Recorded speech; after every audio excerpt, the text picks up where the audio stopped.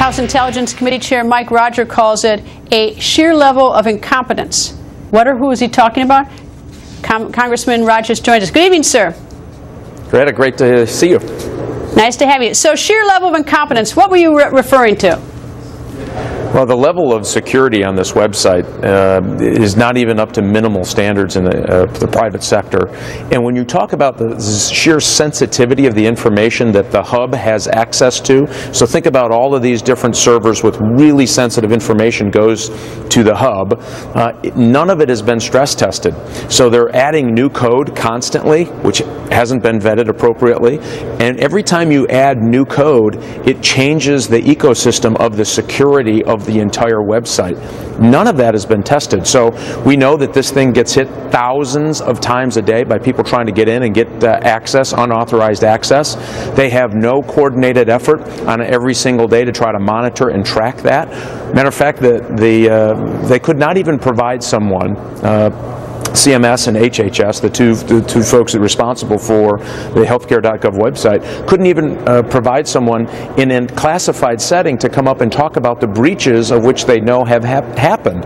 That's just unconscionable. So what we do is we've got people, you're encouraging people to go to a site that our own government knows doesn't meet safety standards when it comes to security of private information. That's why I think this is so incompetent. And it really, if you're going to do this right, Greta, the way any other company would do it, and if you notice, iPhone or Apple never says it's this exact date that we're going to do the opening. Why? Because they're stress testing that system right up until it's ready. Then they say it's the fall, we're going to go on whatever, October 1st. This, they did it the other way around. They said, we're going to meet October 1st, and we're not going to stress test it. We're going to go ahead and make all these people exposed to this problem and not tell them about it. That's just wrong.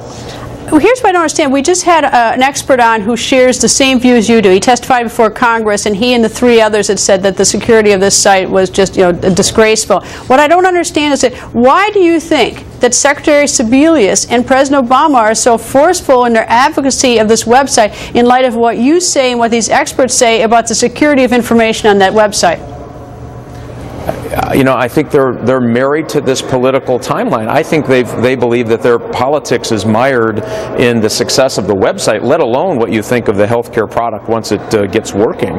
And I think that's a serious mistake. No business would do this. I think the president could get a lot of points here if he stopped, backed up, and said, we're going to close this thing down until it is fully secure up to modern day industry standards. I think he could get some kudo points for this. Instead, he's just decided, I'm mired to this thing, and by God, we're going to do it no matter if people losing their personal information or not. That's wrong. If this were the private sector, I talked to a contractor and said we would get sued to the point that we were not in business anymore if we were even close to doing what they're doing on this website.